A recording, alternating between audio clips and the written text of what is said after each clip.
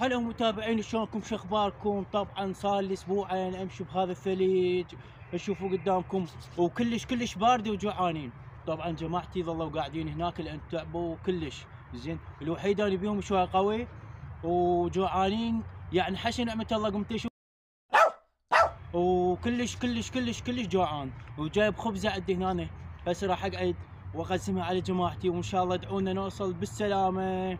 ادعونا شباب لا تنسون. زين واجواء حلوه هنا، بس تكون ادعونا نطب الحدود ويخلونا وما يسافرونا. زين ادعونا ماشي. تعال صور.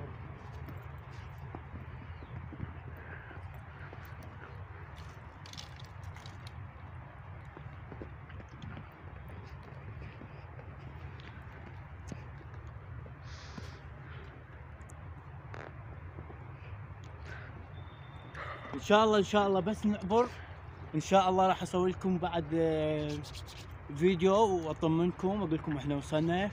طبعا لا تنسونا بالدعاء.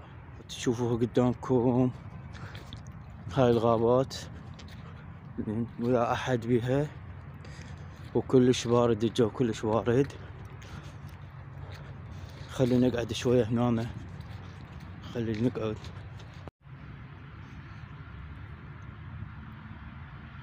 موت برد حبايب، ما اوصف لكم قليل. يريد لك واحد هنا ماكو ولا طير.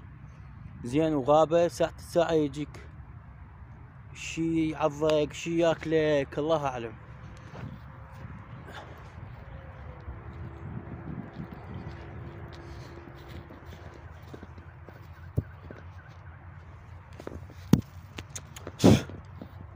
تامر طاح عليها ثلج وطلع عيد. جاي يجرشين، ما ادري جاي يجرشين.